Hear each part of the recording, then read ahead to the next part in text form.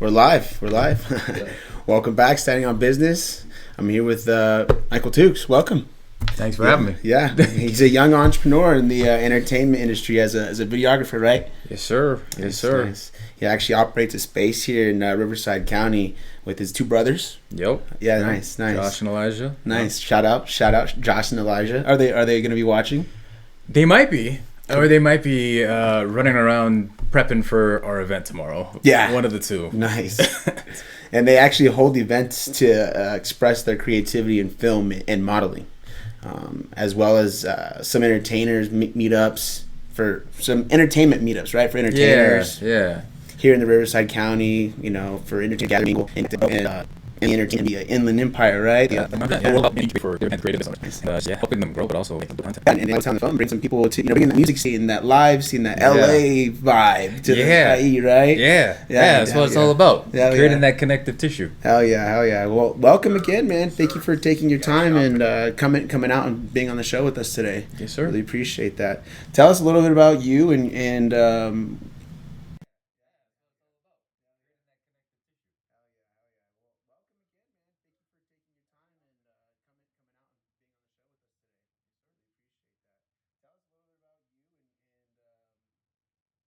what got you started in videography? So, man, I guess that would be well over 19 years ago, but I started getting into videography by the nature of filmmaking, or having a love for cinema. My dad worked at Disney, both parks. And so he was always, and he worked at the different sides, whether it be concessions or the amusement side of running the attractions. But he was an avid lover of creativity and the arts, and so he kind of sparked the early seeds. And we used to watch movies at my uncle's house, and he had a lot of movies that we saw at a young age that really kind of opened my eyes, whether it be The Matrix, Old Yeller, not just your traditional Disney flicks that you're watching in the 90s, but all these other different impressionable pieces of cinema that just kind of sparked my vision and passion for it at an early age. And we're talking pre-YouTube. Nice. So, Yeah. So I could say I wanted to get into film prior to the internet shift and craze of where it blew up. Yeah.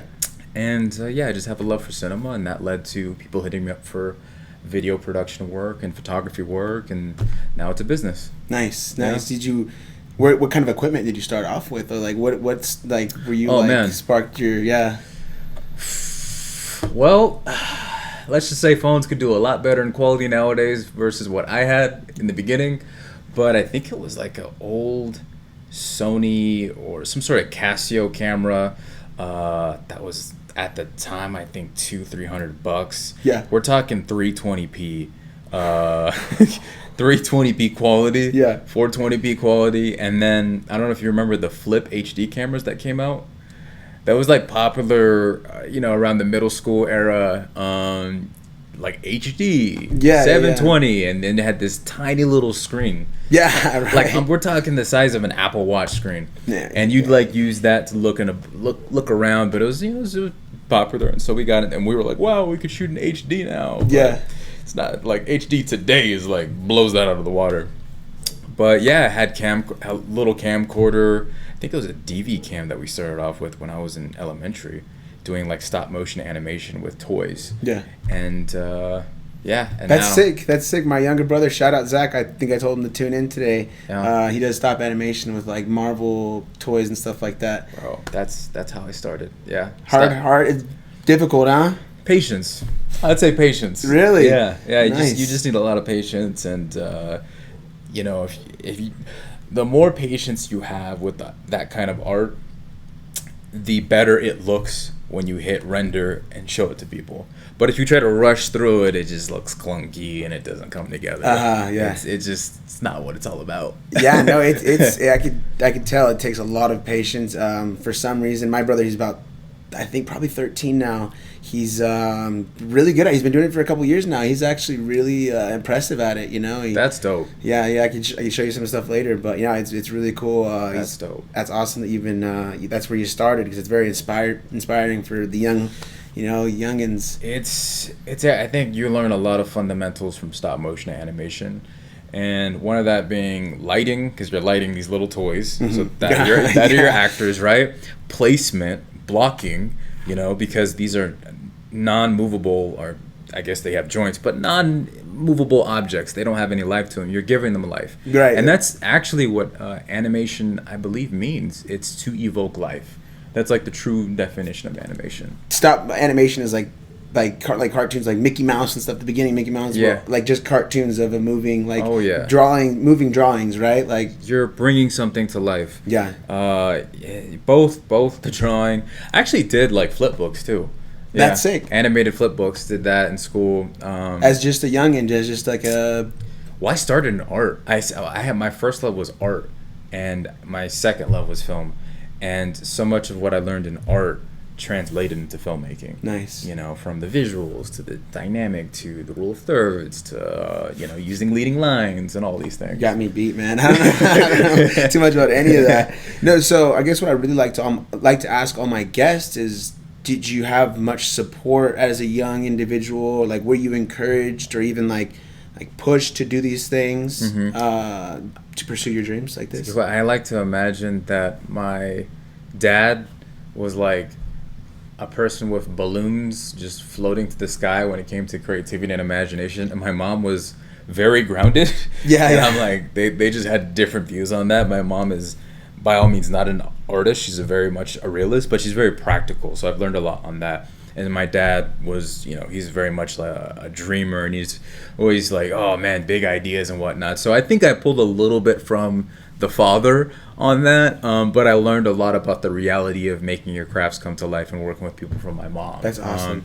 And so I would say, those are the two catalysts to a lot of my creativity. And they were very supportive. And my dad's always been supportive, whether we did like sketches, animation. He was like, oh my God, like when he saw us doing like animation on the computers or stop motion, he was like, keep going, keep doing it. Yeah, and that's very cool. My mom, she's like, oh, that's cool. When my mom watches a movie, she's like, it was good. Like if the movie's good, that's it. It's just, it was good. Yeah, if you're like blown away, right? She's just like, yeah, I liked it. It was good. Yeah, that's that's it. Monotone response. I like that. And so basically what you did with your own ambition and your own creativity, it wasn't ever stopped. It was never or even pushed. Right? No, there was no in between. You kind of just took your own mindset with it and ran with it, right? I would say, me and my brother Elijah did a lot of indie shorts, sketches at a young age.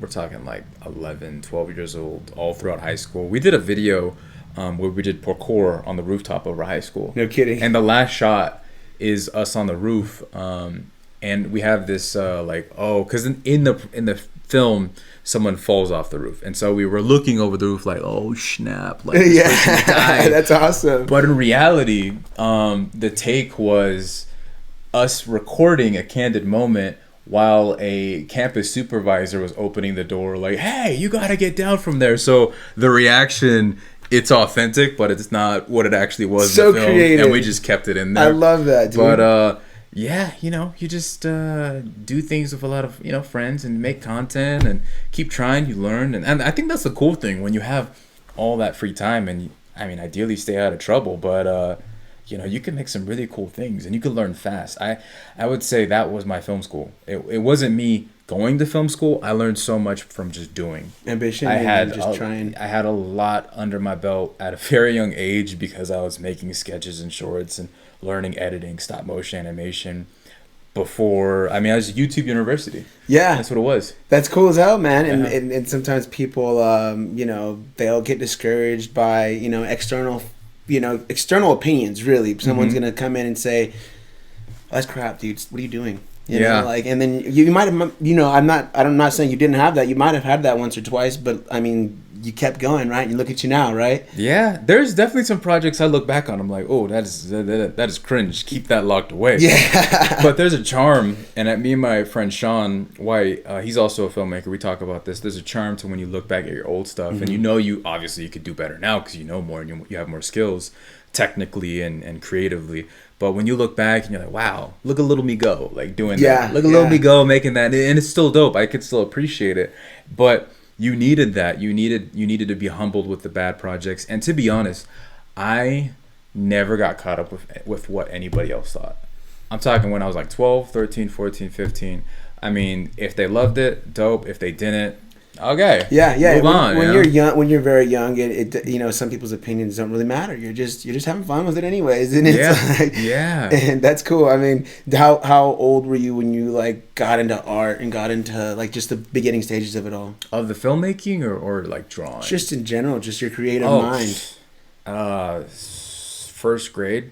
Yeah. I think we all have a pretty creative mindset at that age. Yeah. We all want to draw stick figures, but you took it to the next level, huh? Me and my brothers were all artists. We were all drawing in class. We all took art classes, and a lot of the teachers noticed that we had quicker skills in that area. Yeah. But how we slacked in other areas like math, we'd be drawing on the corners of our paper, like can you just do your homework sometimes? It'd be difficult because our head is like you could visualize so much, and when you have this visceral imagination, it's kind of hard to kind of just walk down on this boring piece of paper and do the problems. And that's the it's the creative mind and one thing I always tell people, or I've heard supposedly a statistic, I haven't researched it myself, but the creative mind, the open-minded person is gonna let me backwards this one a little bit. The valedictorian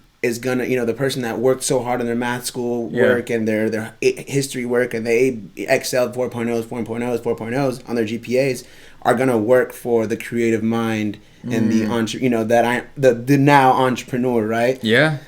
That's because you're gonna want to look for someone with a degree if you ever hire, right? You're gonna be like, what's your degree look like?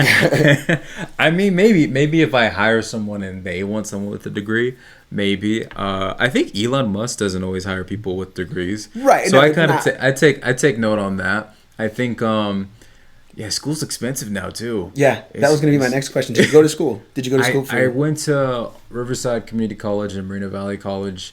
I did not finish. I did the whole Kanye where I was like, bye.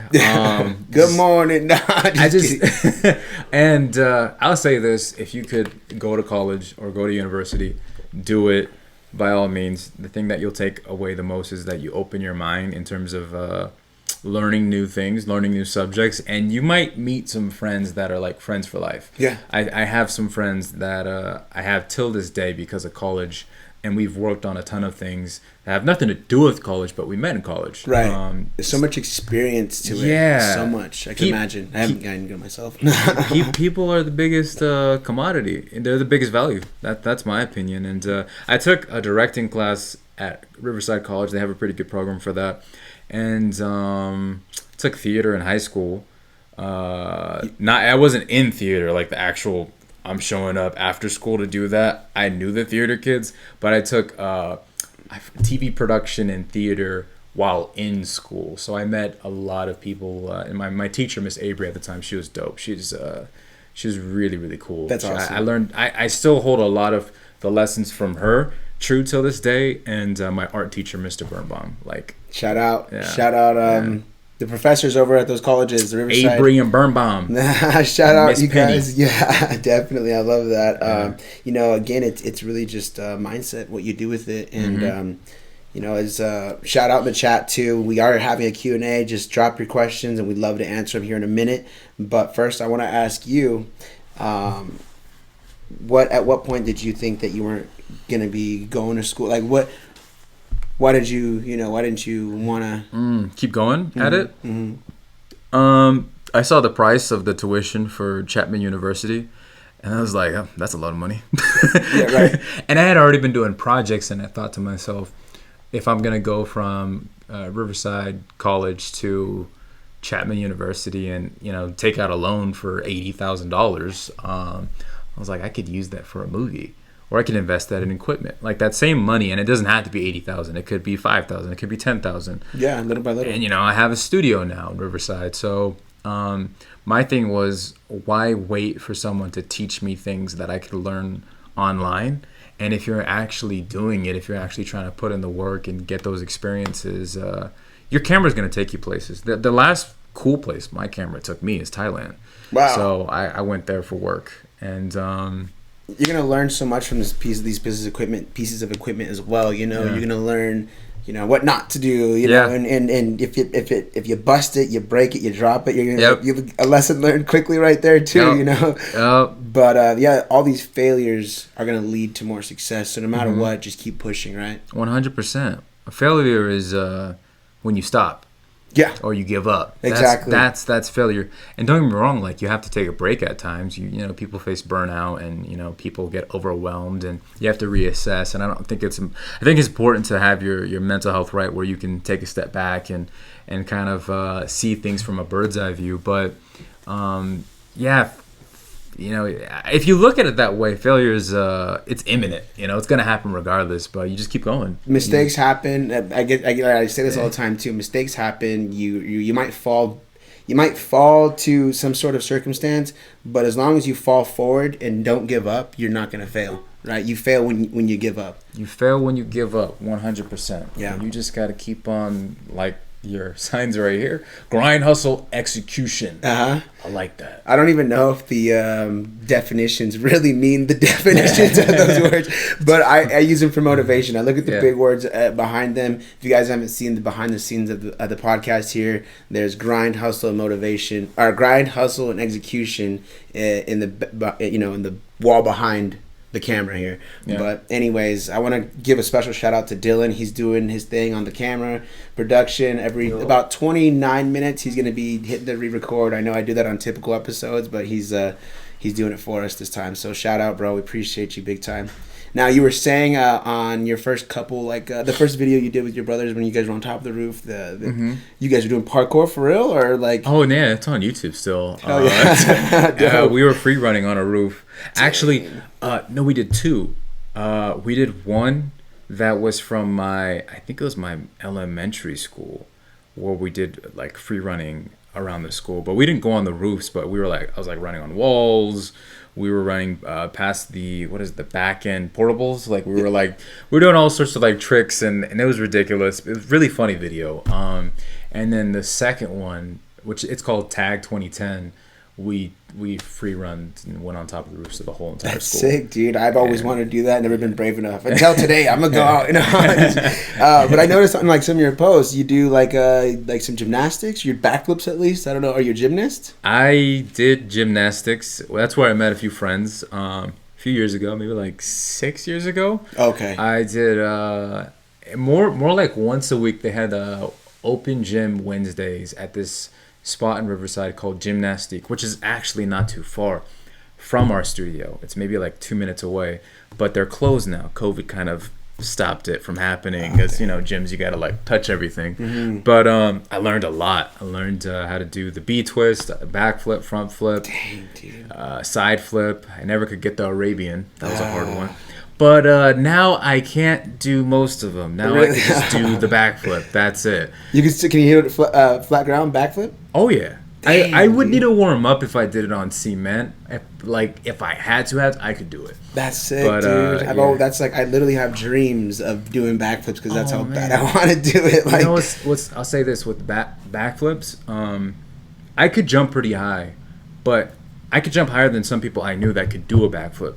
But a backflip is more about working a twitch in your muscle. And so you have to work that twitch, and you have to work your rotation, and you have to break your the crocodile brain in you that says I'm gonna break my neck every time you go backwards. And there's a few easy ways to do it where you could learn how to do a backflip in less than a week. Yeah. I mean, I do it all because I love it so much. I do it into the pool all the time, but I don't ever full roto. I hit it like my shins or something. And I think I just send it with my eyes closed. That's awesome though. Yeah, I just chuck it, and I'm like, water's gonna catch me. So I mean, no matter what, I'm good. So, but definitely tried on trampolines, and that's like one of the things too. I always wanted to go to like a parkour gym. I think the only ones I've ever found were like in LA or something like that. Yeah, they have. Have you heard of Firestorm?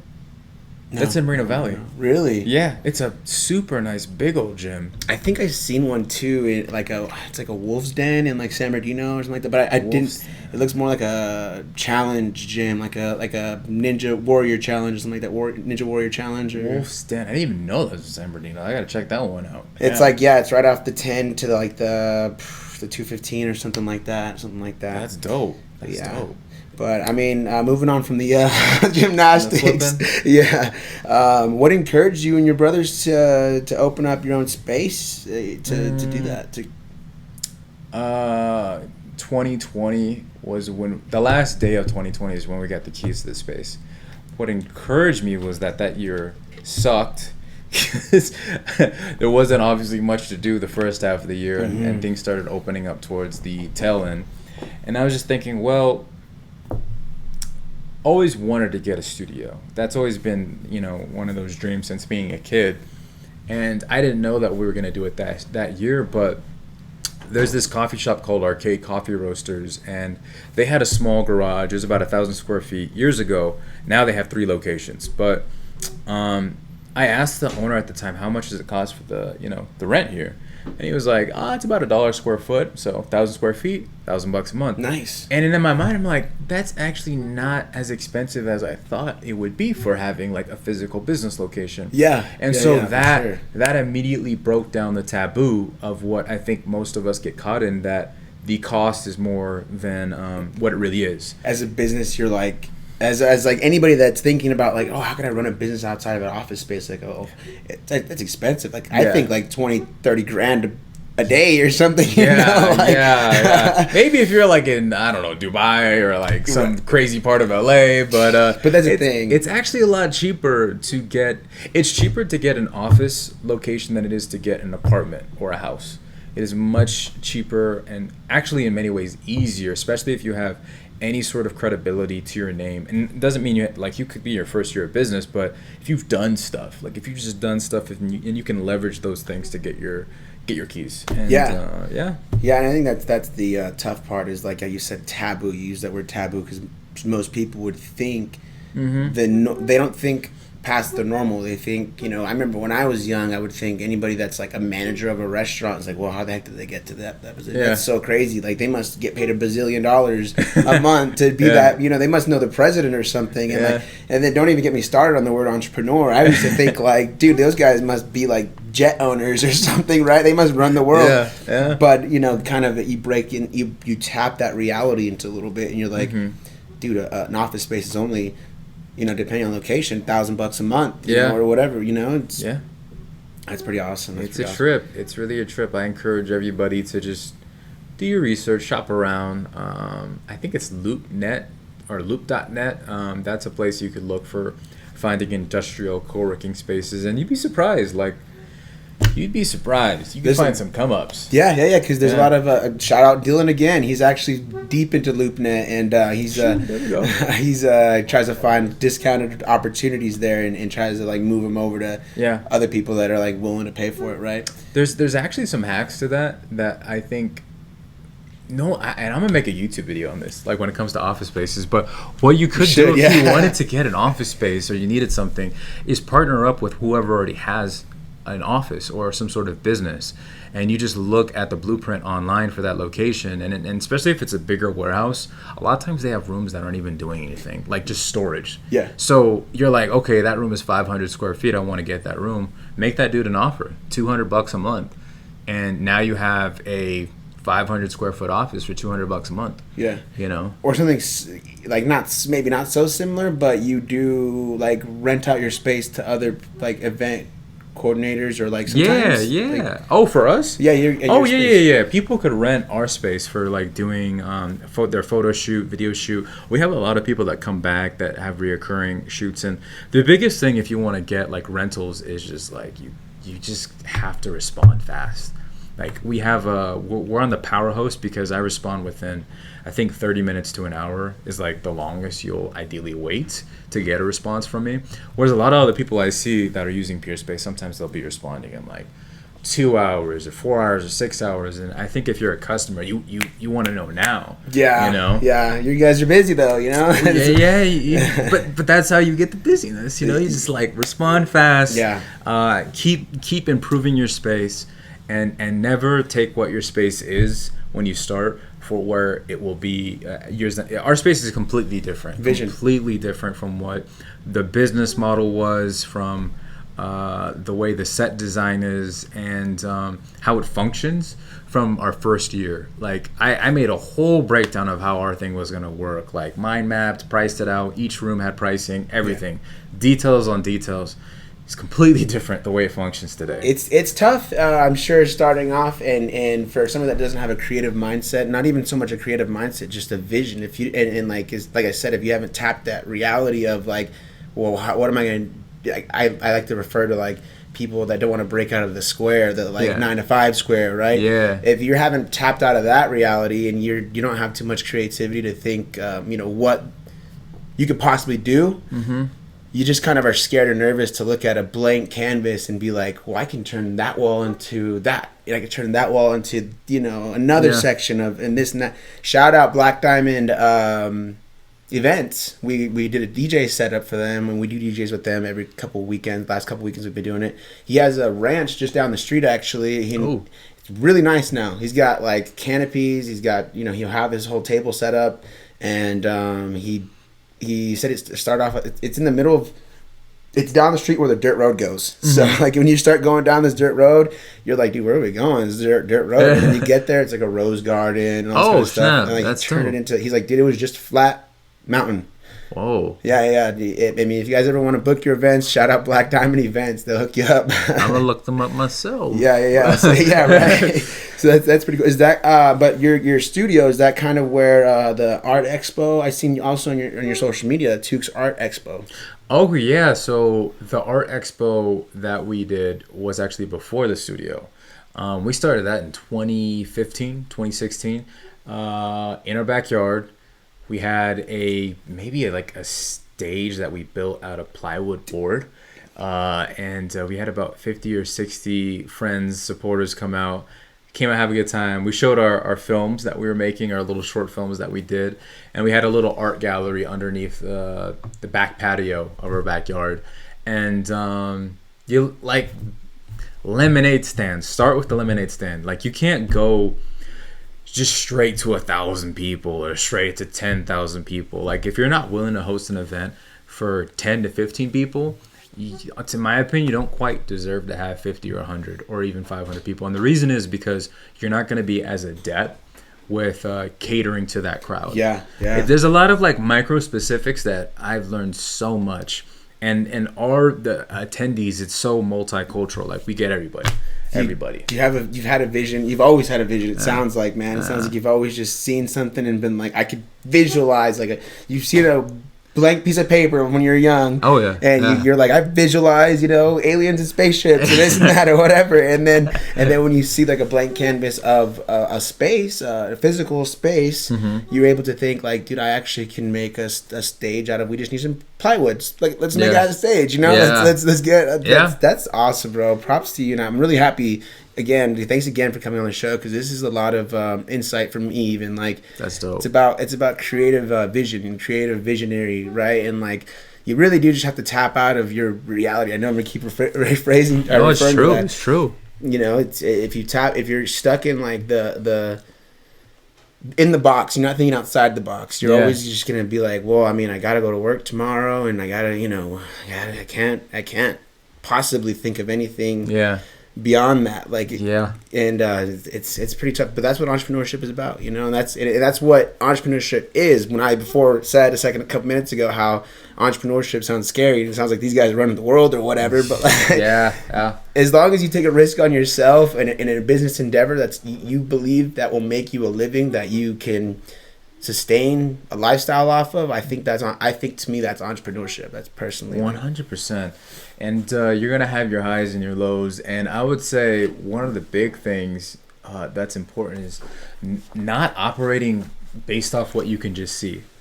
There's gonna be opportunities that you do see that you should take advantage of if you can, but I never base where I could be going just based off of what I see in front of me. It's like, what can we build? You know, what like event could you build? What product could you build? What service could you build? And if you built it and people bought it, that doesn't mean it's perfect. How could you improve that offer? How could you improve that service? How could you improve that experience or presentation for your customer or your client, your audience, you know? And if you keep doing that, people notice. I mean, I'm on this podcast right now because I've been doing it for years. Right. And he sees the value in what we've been doing and says, that's dope. I want to put you on. And so, yeah, same thing. Visionary stuff. It's about being a visionary. And you what you guys are doing here is dope, too. You look at this. Yeah. 1% better is what I refer to all the time. It's like, you know, we started off with just the letters and just the microphone. It was on a black screen. And then it came into, like, the last couple episodes, we've amped it up. And, I mean, it really just started off as a blank loft. Like, we're actually in the loft of my house right now. So it's dope. It's dope. I did get, you know, some creative. I'm not very creative myself, as much as I want to be and try to be. I just seen this. Let me tell you. Let me demystify that. You are creative. Appreciate it, man. Because you have this. The thing that people have to realize: everybody has creativity. The creativity comes in different directions. Maybe you can't draw a picture. Yeah. But you know how to orchestrate a painting with other people. You know how to like collaborate, and that's an art in itself. And this is built. So you are creative. I've seen some people who could shoot dope stuff. Their space would not look like this. Yeah, I mean, so you have vibe. I seen it. I just seen it. The reason why I say that is I seen it on the gram or whatever, and I was like, that is cool. Like, let me just try to do that just for the game room, right? Yeah. Make it the game room, and then I get 1% better every time I came in here. I was like, there's a vision behind this, and then collaborating. You know, I have my buddy you probably seen on the show, Jake Baker. Shout out.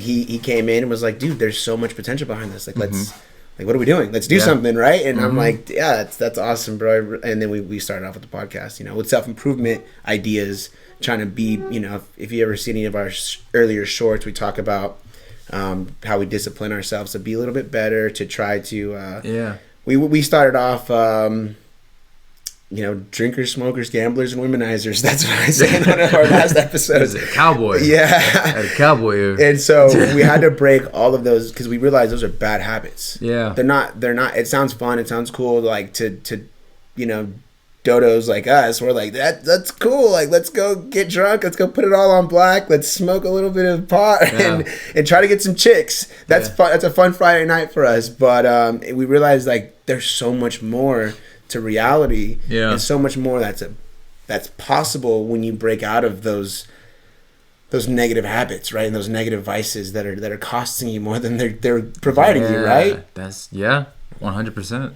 Yeah, so I mean, that's really awesome, man. Again, I appreciate it. You definitely give me a lot of visionary insight and like creative ideas.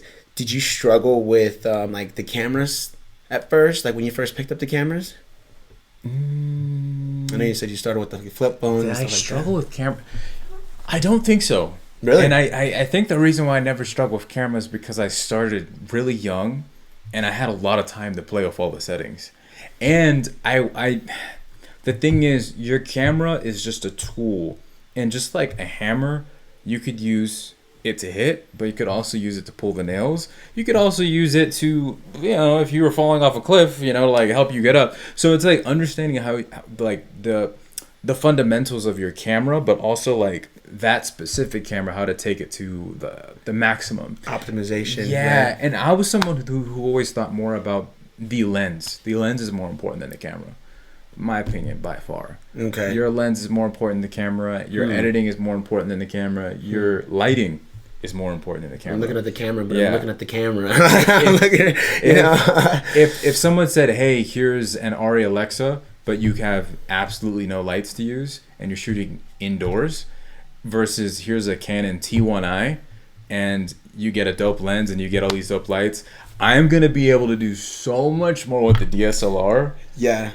Than the Ari Alexa. Now, don't get me wrong, the Ari Alexa is still going to have the pixels, but you can tell so much of a better story with I learned lighting. That's what I learned. That's what, we heard from the beginning too, or like, you know, not the beginning, because you guys could see some of our earlier episodes and it was very bad. Yeah. That's where you got to start that way. But lighting, like the feathering of it, the output, the kelvins, the color temperature, learning how to bounce light, how it reflects and moves in a room before you even set up the lights. Like I know how I could make a set look in terms of the mood before any lights up. Yeah. And that's just from years of doing like short film sketches Nice. and music videos and having a teacher that worked on set for the Titanic. Nice, yeah, yeah. Hey, that helps too. That goes hand in hand with my earlier question. Did you have any guidance or anything like that? That's awesome, man. You sounds like you did have a lot of those type of people. Yeah, a lot of teachers. My dad, he was a really good teacher when it came to like, I would say, effort with your craft. My brothers, we competed a lot when it came to art. You know, it was like micro competitions through brothers. Like, oh, he made a comic book, I'm gonna make a comic book. Oh, you made this picture, I'm gonna make a bigger one. That's awesome. Oh, this is a dope character, I'm gonna make a dope character. And so we had a lot of that, and that kind of really made us better and better and better. But also, I would say, when it came to getting better, once again, back to my theater teacher, drama teacher, and TV productions teacher, Miss Abry. She taught me a lot about film, and she's a huge fan of Elvis. Huge. She met him. Huge. Yeah, like, loves him, huh? Oh, the women crazy. Back then, they loved that guy. She was one of those girls. Yeah. And then my teacher, Mr. Birnbaum, he taught me, like, whatever your art is, even if you're good, you could push it further. So I would like, oh man, I got the contrast, the rendering down. He'd be like, okay, here's a 3B pencil. I go darker. The next day, I'm like, I think this looks dope. He's like, here's a 4B pencil. Go darker. Wow. Like more contrast. Then I'm like, okay, this looks even doper. I didn't know I can go that dark. After I did that, then he would give me a white pencil and he says, now do your highlights. And so this drawing that I thought would have been done in like 3 days took 2 weeks. But it's so much better. And I learned how to talk like through literacy, how you could explain the composition of an art piece through him. And but yeah, I had Jack McLean and at RCC. He was a lighting teacher instructor. He worked on set for multiple movies as a gaffer. And Miss Penny, who I don't know if she's still teaching there, but she taught me a lot on the producing side and made me question if I wanted to direct movies at a certain point, because it's like there's a lot of legal that goes into it. But yeah, that's those are some of my mentors. Yeah, that's amazing, man. Sounds like you had a little bit more than just some time in those schools. Yeah, so it's my own self experience, academic experience from people who actually did it. They were actually in, doing these things, and then they had a passion for their students. And then YouTube University. Yeah, I was like an avid, and then I bought some film books. I bought a screenwriting book. I bought a filmmaking book to learn more, like from just OGs. Yeah, there's always more you can learn. There's, like you said, it can always get better. No matter what you do, it's you could try something new. And not the cat. You can push her off. And she likes to say hi to all the guests for some reason. That's so funny. Yeah, you guys would probably see her on all the episodes. She? Yeah. What's her name? Bagheera. Yeah, like what a little feisty one. Yeah, I wish she was a panther, but now I've just got the house cat. Yeah. No, that's funny. Bagheera, like the Lion King. Yeah, she's funny. She loves the attention. Look at how soft she is. I have 2 German Shepherds, and they are going to be so mad at me if they see this video. Yeah, I bet. Barking when they see me. You're gonna be like, come on, man. Why'd you take us with you? They're going to smell me and be like, what the? Yeah, no kidding. And so, did you have a structured plan behind your growth? From when I started, I don't think anybody... I did have a plan, but your plan changes and grows and develops. But I had a vision, and the vision defines the plan. It defines the roadmap with getting to meet that vision. And the vision's never changed. It hasn't changed since I was a kid. Like, it's always been the same, but I've learned more in the process and just developed more of who I am and who I know. And I've partnered with a lot of really creative people, but a lot of other business owners that have like tremendously helped me out, like, in where I want to go. So would you say a huge amount of discipline went into that? Oh yeah, I'm one of the most disciplined people I know. I would say I think a company said I'm not the most disciplined person by any means. Right. I played God of War like crazy. Right. Yeah. The DLC was That's nuts. Such a sick game. But I think I'm pretty disciplined with like knowing myself and knowing my improvements and, Yeah. and knowing looking at my work and craft objectively to know that I can improve. Yeah. So it's discipline is built through courage, I think. Courage and consistency will build discipline. Yeah. Perfect. Yeah, no, that's I mean, it does take that though. Like in to build whatever you're doing, whatever you want to do, you have to realize like there's some things you have to go without. There's some things that sound great, sound fun, sound nice, sound easy, comfortable, right? Yeah. But you have to go without certain things to make it a reality, right? Sacrifices. But if you really love it, you don't dwell on the sacrifice. No. You dwell on like what you're getting at the end of that tunnel. Yeah. And I really don't think about my sacrifices, although I know I sacrificed a lot of like fun moments that I could have had with friends and family and going out and about and seeing things. But I'm happy I chose the latter because I don't think I'd be as ambitious if I didn't stay true to like what I wanted to be and do. So yeah. But, I mean, again, it's just those are like it's like an equation of what it takes to build yourself, and for someone that has such a passion like yourself, you don't think about it, you just do it, right? It's just, I mean, you just do it. Yeah, and every so often you need a little check in from a friend who's also doing the same thing, right? Who's like, hey, are we still doing that project? And you go like, yeah. I've got no sleep, but what? Why not? Let's do it. Let's make it happen. Crazy you said that. I've had some friends that choose sleep over making the reality happen. Nah, because you're young once. Yeah. I mean, or you're young for a time, I would say. Right. And I want to be able to know that as I get older in the next 10 years, next 20 years, that I put a lot of work out there. And I could look back and be like, I'm happy with what I did and what more I can do because of that guy that was grinding away. Yeah, definitely. It's you can choose either one or the other, and I mean, all we have is time. Really, it's one of the most valuable commodities. Like time is everything. You can carry all the gold with you as long as you want, but I mean, if you waste your youth, then I mean. It's a tough fine line of reality, but anyway. So did you utilize any type of accountability planning, time blocking, goal setting? Like, did you like write these things down or like plan for those types of things? I've had many notebooks and I've always written down my goals. I do have a time blocking sheet. Yeah. That I haven't used in a few months, but I'm gonna get back to that. Yeah. I do use Monday to keep up with my projects now, and we have a Google Drive that has all of our stuff organized for our team. And I think our team, my brothers and Kane, Nick, Chris, Natalie, my business partner Joffrey, like I feel like we communicate like on a day-to-day basis. Yeah.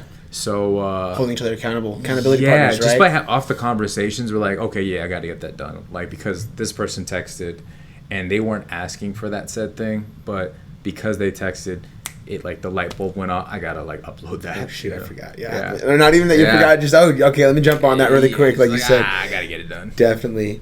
And did those types of things, did you ever use those things to help launch your success or your career, or like just launch where you are today?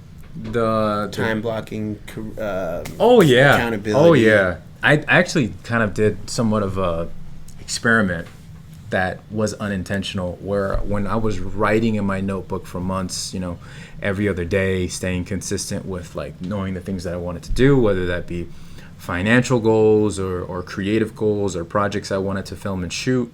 And then there was a few months, like I think it was like 6 to 7 months, where I didn't touch my notebook. This was years ago. And I noticed such a drastic difference in what I got done when I was more pen to paper. Like when I was more pen to paper on a daily basis, there was more of a pulse for getting things done. And the moment you stop writing it down, the moment you start kind of chilling, easing it back, and not like you don't even realize, you could be like, man, I'm not getting this stuff done, and it's like it's been 6 months, and it's literally just because you're not spending those 5-10 minutes out of the day writing it down. A huge difference. You gotta just keep going. If you're not progressing, you're regressing, right? If you're not doing that one that one project or task that's going to hold you accountable, you kind of just like, you don't think about, I'm not going to do it. You just don't do it. Right? Yeah. Like, yeah. But I'm sure for like the creative mind, like yourself, it's more of just doing it, right? Mm-hmm. You know, it's having, they being so structured. Maybe some creatives are structured and some creatives aren't as structured, right? Mm-hmm. But I mean, I think like a lot of creative individuals might just be a little more scatterbrained. Not saying that you are, Mm-hmm. but like I think like they said Albert Einstein was just like this guy with like all kinds of files and didn't really have access to like where exactly no management system. Right. Yeah.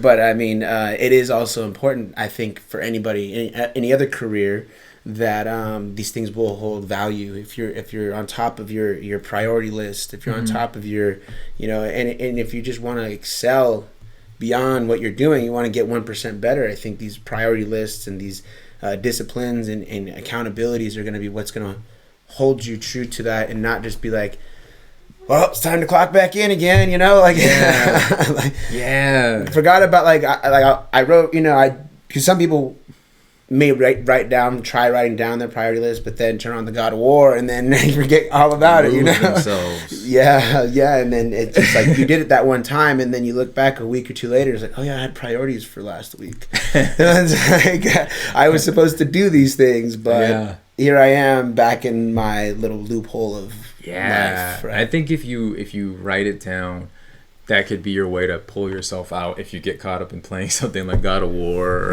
or FIFA or whatever, Madden. The never-ending games like Call of Duty or whatever. Yeah. Those ones are a void, because there's such a love for, you know, the dopamine hit when you get a kill. And it's hard, like especially when you're on a streak, bro. It's hard. You're like, man, I'm feeling badass. You know? But what character are you really leveling up? You know, the virtual character, like, you know.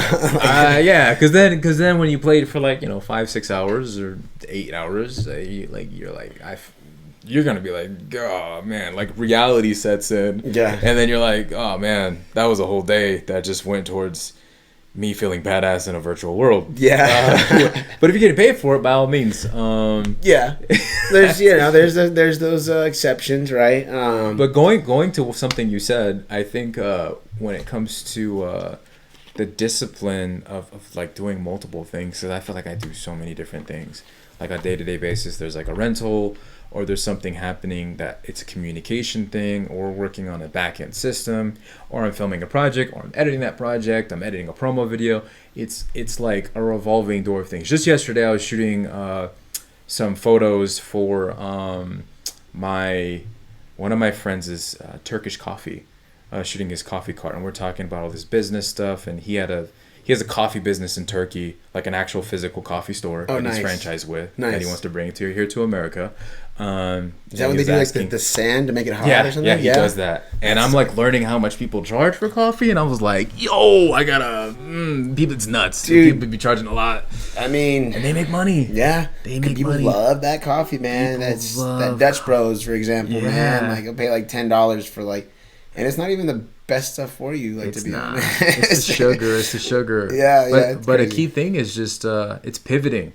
That's a word that I use for myself a lot. It's pivoting and giving myself grace if I've been working hard. And one thing that I've learned in the past year, and not a lot of people talk about this in entrepreneurship or whatever craft, is you have to have a reward system. Most people actually don't have a reward system. They have a work system. And the work system is great, but imagine yourself as a computer that's constantly on. It starts when it needs to start. It's handling, but it never gets time for the sleep. And I don't just mean your day-to-day sleep, your 6 to 8 hours, but you need a reward system saying like, okay, if I make X amount of phone calls this week, in 2 weeks, I'm going to give myself a day off to take a trip here. And I didn't do that. Like, I never did. My friends would be the ones to pull me out, but now I kind of have more of a reward system. That can cause quick burnout now. Oh man, I've had so many burnouts. Like, and I'm just like a little comment. I'll say this: sometimes when you're evolving, you have to. It's like you have to. You have sweat equity. Yeah. But sometimes you have to bleed for it. Yeah. you have like it's an evolution. Like if you're gonna win the Olympics, like you have to be willing to put in that extra work. No bullshit. It's just grind time, and it sucks. Maybe you're not able to hit the right cadence at the gym. Maybe you're not able to hit the right cadence with your outings, but you're evolving, and it's not something that's going to be obviously sustainable for life. But you might have to do it for a month. You might have to do it for 2 months. You might have to do it for 3 months. But there's an evolution that's happening. You know. We've talked about it before on the show, like about what creates productivity, right? There's obviously, we want to be as productive as possible. We want to create as much as possible. We want to execute as much as possible. Yeah. We have to realize, like, there's times in between where we have to take those recharges. We have to go and, even if it's like, you know, you working so hard at the desk, like you have to go and catch a quick breather, to get some sunlight and stuff like that, like to avoid that burnout, you know. And then, like you said, having those reward systems, like at the end of whatever it is. I think she smells your dogs. I think she smells the German Shepherds. Probably. But yeah, she's a lover for sure. She follows me all over through the house. Yeah. She's funny. That's all she wants. So if you don't mind me getting a little personal. Yeah. Were there any difficulties in building relationships with dating and stuff like that, and while you were in your path, in your journey? Is there any now? I'm in a relationship. Yeah. But and it's going pretty good. Okay. And I would say you have to get with someone that you're in alignment with in that relationship, someone who's understanding, or I would say someone who's in that same kind of lane, for one. But two, I don't feel like I had much of a difficulty with stepping into a relationship if someone was interested in me. It was more vice versa, like, can I give myself the time, because I know like how hard I like to work. And I think stepping into a relationship, even if it seems right from a feeling standpoint, could be detrimental towards your growth if you're building a business.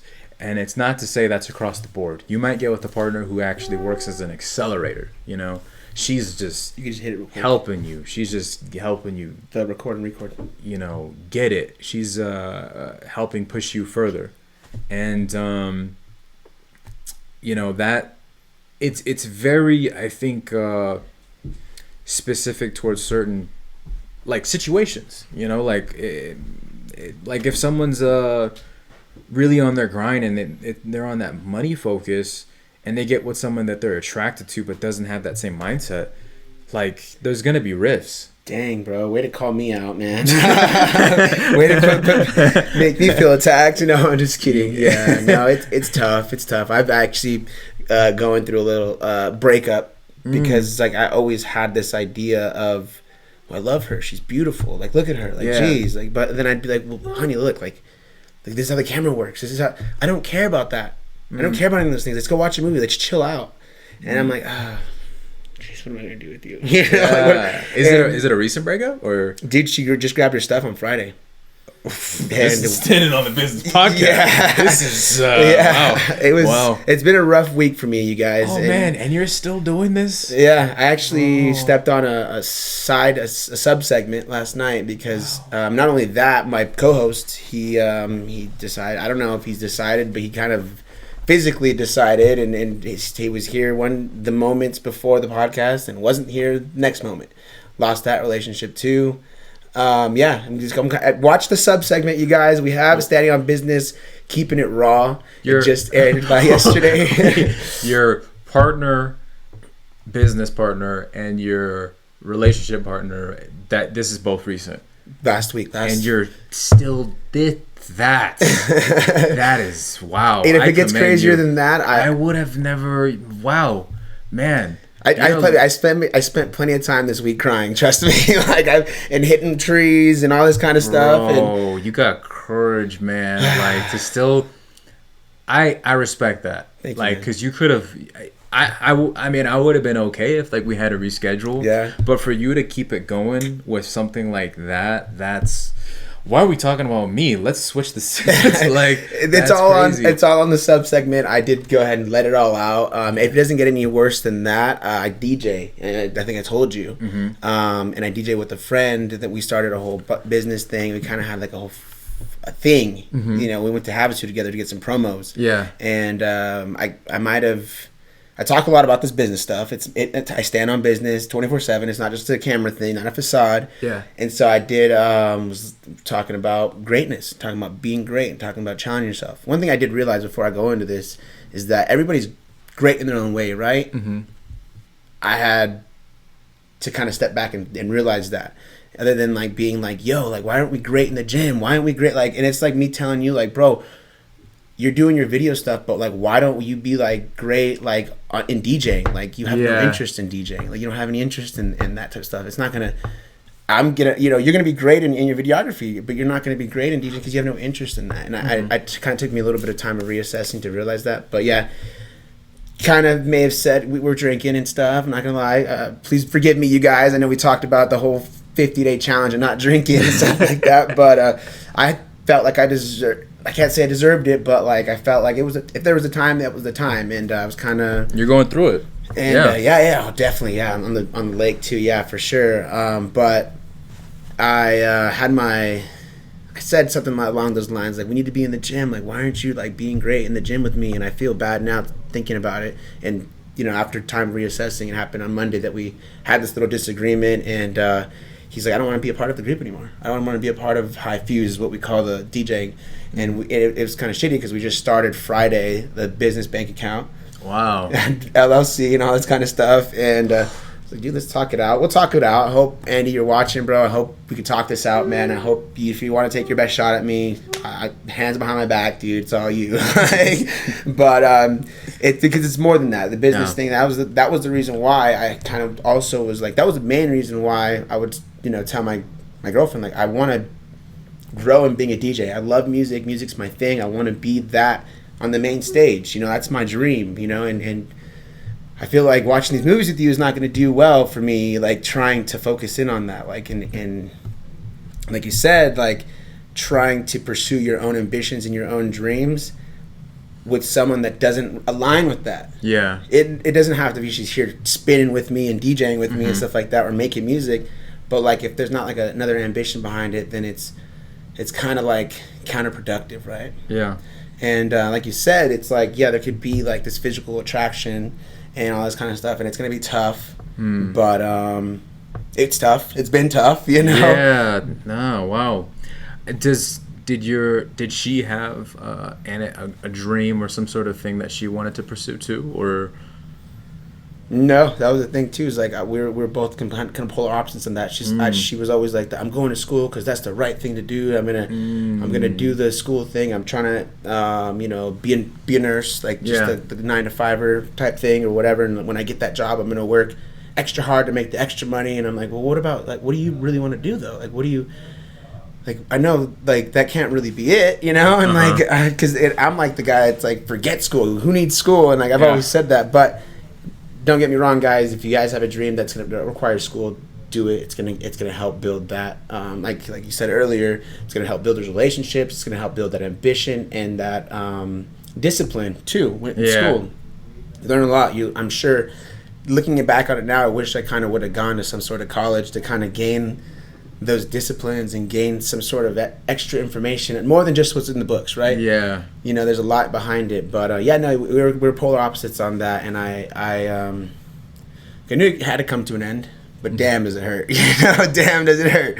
But I'm okay with that too, because as an artist, as a ambition to be towards an artist, to be an aspiring wannabe artist, I guess I can say, you gotta kind of feel things to put that into your music, you know what I mean? You gotta feel it. Like I think the reason why like Usher was so good because he let it burn, you know what I mean? I think Bad Bunny's great because he talks about how much he wishes he could have made it with that beautiful woman, but he didn't because he had bigger ambitions to do. But he still, he's talking. I don't know if you listen to Spanish music. I don't think at all. But he still talks about her. Yeah, he talks about just how in like these metaphorical ways. Like I'm here in the club getting drunk with these girls, but I wish I was with you, and like this and that. And like, or whatever, you know, and that's kind of how it is, and I feel like it's gonna take a lot of that fuel to create that like creative outlet, I guess, to put into the outlet. That's wow, man, spitting. Didn't mean to put trauma dump on you right now. Not at all. I think for you to be so open and transparent with what you're going through is going to help somebody on here, and gives me insight that, oh man, you have some emotional strength that is strong to keep going. You know, that's powerful. Yeah, and the only thing, what else can I do, right? I have no other choice. She doesn't want me anymore. She's chose. I'm sure she's probably chose somebody else at this point, because she took her stuff, all her stuff, but she left September last year. And I was kind of like, I was trying to talk to her, like, in the meantime, like, because I've been doing the podcast since like November of last year, like, you know, end of November. Like, look, this is what I'm doing. You didn't leave for nothing. I'm trying to build myself up to build a purpose for both of us, and I want you to be a part of it. And like, I'm trying to show her, lead by example rather than just talk about it, right? Just, oh, well, we could do a podcast. We can be, you know, this and that together. But it was still like, no, it's not going to work. Or like just kind of pushback. Not that it's not going to work at the time. Pushback about it all. And then I was like, well, I mean, I got to keep going. And then now, like I said, she just grabbed her stuff last Friday. Like the rest, she had a whole closet here and took all her stuff. And then it was over officially. And I think she did that because she probably finalized it all because she probably found somebody else somewhere else. And I gotta keep going. You know what I mean? What else am I gonna do? I'm gonna have to keep going, keep pushing and persevering, because the only way I'm gonna prove myself right and everybody else, you know, prove myself wrong, you know, thinking that like, oh, I need to be with her and be in love with her, and prove her wrong and saying that like, what are you doing? You're nuts. Like, just come sit down and watch a movie with me. I have to prove everybody wrong, including myself, to keep going, keep pushing, keep consistent. And there's a lot of stuff in store for me if I keep that same mindset. 100%. You're evolving. It's an evolution. Yeah. And this goes back to what I was saying before. Sometimes you have sweat equity, and sometimes you have to bleed for it. Yeah. You're definitely in the bleeding for it right now. It's not by any means like a comfortable situation to be with, and especially like that like there's a lot of things going on, but God has lessons through the trials we go through. And it may not be right away, but you'll be coming out the other side with a level of respect for yourself that's just tremendously high. And the people that are meant to be in your life that see love and positivity always wins. It always wins. It just does. Like, you can't bring fire in a garden and expect that there's going to be roses that grow the next day. Yeah. So no, it's the truth. It was a very conflicting thing. You know, we were very conflicted about two sides of the other end. You know, and so that's why, you know, like I realized it's gonna be what's best. I realized, you know, I didn't stop her too much. I just hugged her, kissed her goodbye, and you know, cried my freaking eyes out. Not gonna lie, but I realized this is what's gonna push me. Beyond. This is where it's gonna not just push me. This is what's gonna get me started.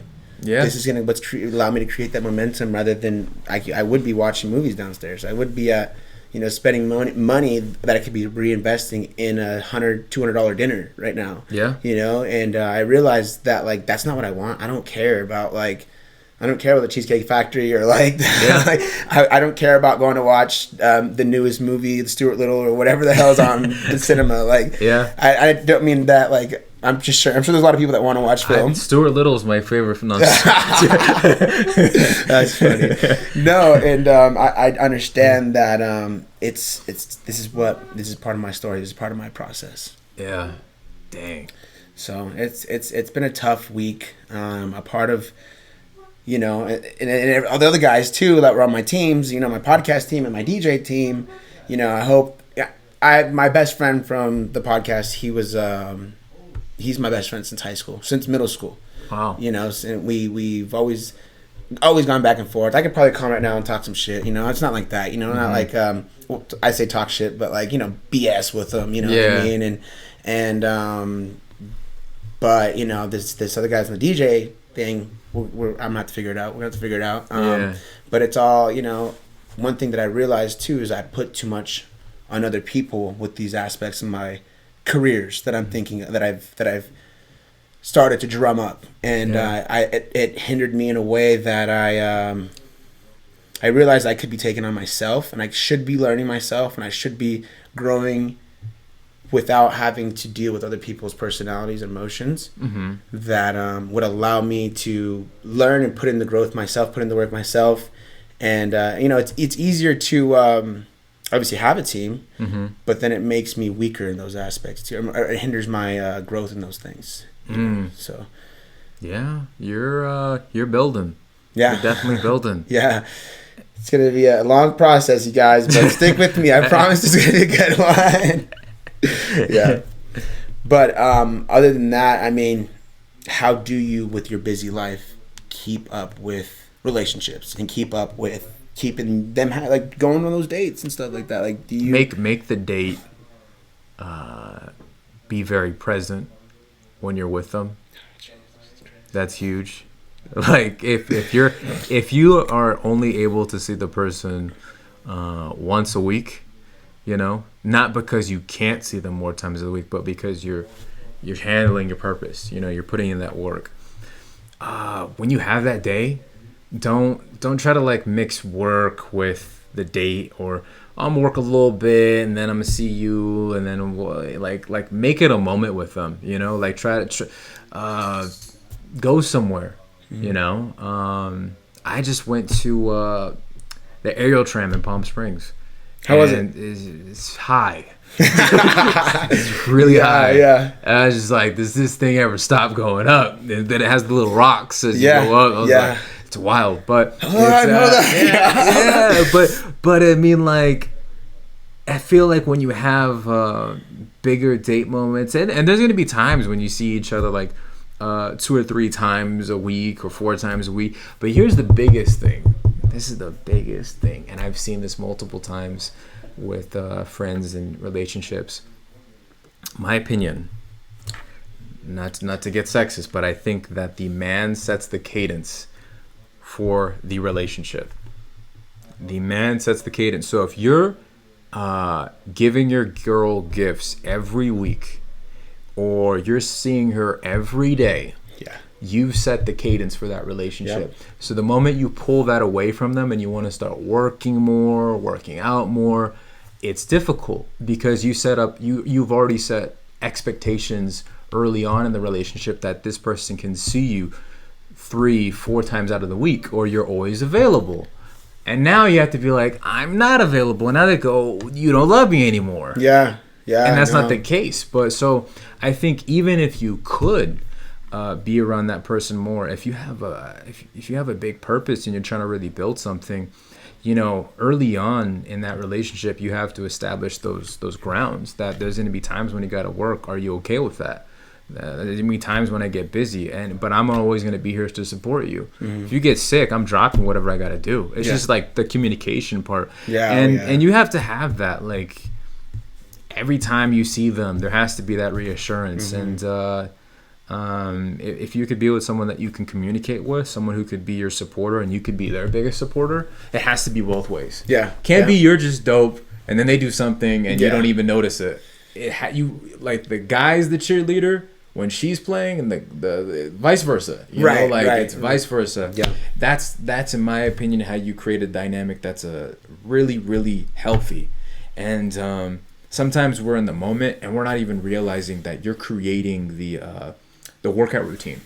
You are creating the workout routine. But like I said, I would say it's more the guy that sets those terms. No, dude, I really appreciate that. That's powerful information, bro. Because definitely, bro.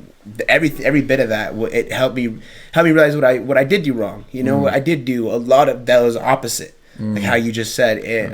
Trying to make the time that's for her, right? And then set the dates out, like very sporadic with the date type stuff. And then I was I actually used to sell cars, so that took a lot of time out of my day. Oh yeah. Oof. I still sell real estate, so it's like my phone's always ringing, and it's tough to because I want what I've always wanted the same thing. I've always wanted the nice stuff. I've always wanted to always visualized maybe the materialistic things, which is my bad, but like I still want it. I don't care. Like I want to be in a Lamborghini truck one day, like whatever the hell, like I feel bad that I didn't realize that maybe there's a time and place, right? Yeah.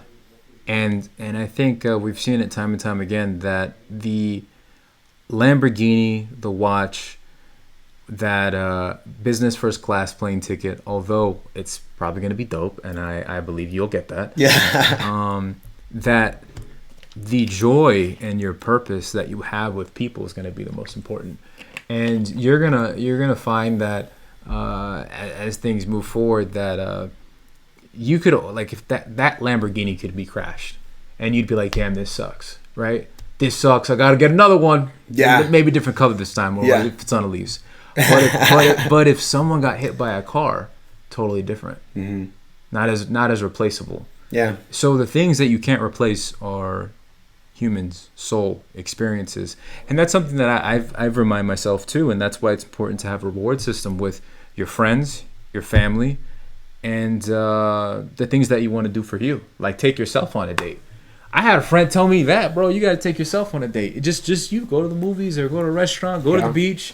Not because I'm like, I don't really care to do that. Like I want to work, right? Yeah, same. I mean, too much to be done. It's like, too what do much you mean? to be done, too much to build. Yeah. But I will say this: it doesn't have to be you're going on a break for 3-4 days, a week, 2 weeks, but it's food for the soul. It gives you perspective. It helps you grow. It helps you rest, and your brain might want to work more, but your body might need that time to recoup. And I think one thing that kind of hit me a year ago in terms of the spirit was when working really hard, it's give yourself grace. Give yourself grace to take a moment and pull back and assess. Give yourself grace to say, hey, this is a journey. It's not going to be accomplished in a week. Today, yes, although I want to like crack away, send that email or that invoice, or I want to follow up on that message. I like when you really, how much did I accomplish today? And I'm still going. I've done that many times. Yeah. 16 hours back to back to back to back. But here's the thing. You got to give yourself grace at some point. You have to be around people that see the best in you. And then you can grow together. Yeah, definitely. I think it's for me. I was just so blinded by alcoholism, smoking weed all the time. Like I would just like, why have my my little hit of dopamine rush right here or right here, and what else do I need? Like I don't need to stop. I'm gonna keep going, and when I'm feeling like shit and I'm feeling like this shit's down, I'm gonna stop and drink a beer or shotgun a beer because I'm crazy and crack away. Yeah, and then get back to it, and I could keep going because I had those little things numbing the reality for me, and and then that's kind of where it all changed for me and pivoted to where I realized I can give this woman a lot more by disciplining myself from those vices. No longer being spiked by dopamine all day long. No longer needing more, like being the fourth of what I said earlier, the smoker, drinker, gambler, and womanizer. I realized that after not chasing women for so long, I just need her, and that's damn, dude. Deep. It sucks, dude. I have been going through it, you guys. Talked about it on the last night show, so if you guys want to check that out, fucking check it out. Keeping it raw, that's what it is, and I'm gonna keep doing that every week. And I need a second. No, you're good, bro. You're good. Bro, that's powerful. Yeah, I'm just plug my charger in. That's good. Yeah, man. But before we do wrap it up, I'm just gonna kick my charger there. Now that we went through all that, I think there's gonna be a lot of I think there's going to be a lot of good advice on this episode, and I really hope you guys get the information on here. Before I end off, though, I want to ask, what do you think your best advice would be to startup entrepreneurs in almost any business, or even in videography? Come to the launch lab happening tomorrow at Tukes Studios. Let's go! Yeah. Oh man. That helps. We're going to be having an online platform that people could join and get more acquainted with people like Michael here and building. And I'm sure he'll be attending sometime in the future if he's not busy tomorrow himself. But for entrepreneurs, people trying to start their business, I would say if you need confirmation from other people, don't do it. It should be pulling you to want to build something, and you have to love it. I know this is super cliche, and I've seen it multiple times, whether it be in filmmaking, business. You gotta love it, because any sort of business that you want to do, if you're thinking of the dollars before you're thinking of the work, you're thinking of it wrong. There's so much work that has to go into it, and you have to evolve as a person. I don't care what it is, whether it be digital marketing, coding, dating website, popular YouTube channel, or being athletic. Yeah. You have to love it. And if you truly, I love what I do. I don't care. Even on the days where it's like tiring and it sucks. I love what I do. I've always loved what I do. That's why I keep doing it. Yeah. I have friends that like what they do. You love being that burnout from it. You're okay with it because I have friends that love what they do. Sometimes they like what they do, right? And that's where you stop. That's where you stop. If you truly love it, it's like if you had a dog or a cat, wherever right? She's at, yeah. Are you gonna be like, I don't feel like feeding him or her today, right? If you have a baby, if you truly love it, you're gonna feed it every day. You have to, and it's the same thing with your dreams, your ambition. You have to feed it every day. And it's not to say that you have to give it the most gigantic gourmet meal, but you have to feed it every day. And you're going to go through things that challenge you, that make you question that. But I'll say this. Positive energy towards a vision always yields to a positive result over time. Always. It'll always yield to a positive result. Yeah. No person that I know that is successful, that puts out positivity, over the long haul goes downhill. They'll always come back up, always. Yeah. And I have business partners that have lost a lot of money, but the moment they were holding on to it, they're fighting for it, they loved it, blah blah blah. But the moment they had to step back and assess and let that go, within a week, they got something bigger. Yeah. It still comes around, definitely. And kind of going back about like if you're chasing it for the money, that's why so many people are fake flexing. And they're trying to create this image like, oh, look at me, I'm a, music star, and I think that I could show you the chain, I could show you this and that, and like when you're just doing it for the flex, it's like, what are you really doing? 100%, 100%. You can't. You gotta do it because you love it, and study the people you want to model. Study the greats, your mentors. Everybody has stuff online. There's so many things. I've learned things from George Lucas, Steve Jobs, Steven Spielberg. Yeah. I mean, the list goes on and on and on and on between people that I've looked to for that mentorship outside of the people I physically have met in real life. And when you learn like the back end things, like Steve Jobs got fired from his own company, right? Apple, right? Most people know that, but a lot of people don't know that he made Pixar. Wow, really? We would have no Toy Story without Steve Jobs. Wow, I didn't even know that. But that wouldn't have happened if he didn't get fired from Apple. Yeah. Wow, really? Well, I mean, could you imagine that? The captain of the ship, like, we're gonna get him in here today, and we're gonna kick him out. And that happened because George Lucas sold a division of his visual effects company to Steve Jobs after he got left from Apple. Oh, shoot. And that's because George Lucas was going through a divorce. Yeah. So it's just crazy because you're there's positive energy and negative energy that's going to happen in your life, and you can judo flip one into the other. Yeah, no, it's like you said, it's two different spectrums of people creating something great off of their downfalls, right? Like it was, George Lucas was going through divorce, so he sold it off to Steve Jobs, and Steve Jobs lost his job. Yeah, ironically enough. Yeah, and they made it, something great happened out of that. And no matter if it was not great for both of them, it's something great for the greater purpose of life. It's life's a journey. It's an ocean, right? And you might have the island you want to get to, but there's a storm coming, and you have to curve around that storm. And you're thinking, well, I'm not going the straight line. That's the quickest distance. But yeah, you can get there, and you'll get rocked. Yeah. Right? So it's not sometimes about getting there as fast as you want. Sometimes it's about getting there without getting completely wrecked. Yeah. Without, it's true. That's the key. It's not land. All of us in life, we're in the ocean.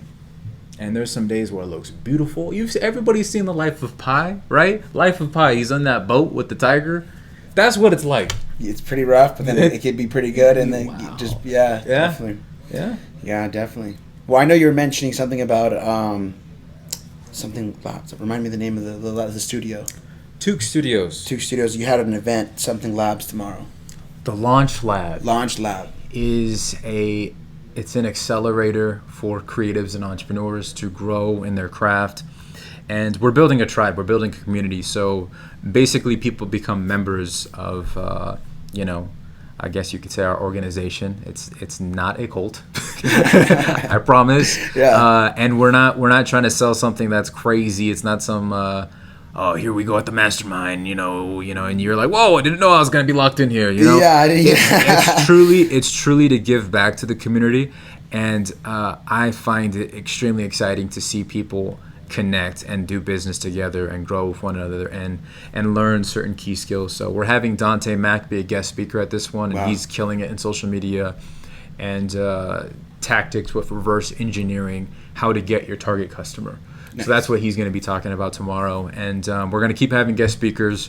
We're going to probably start doing it like this, where it's a live stream while people are presenting it in the room. So it's not as easy to look, man, as it looks right now. It's not. I know. I'm sure you out of all people probably know.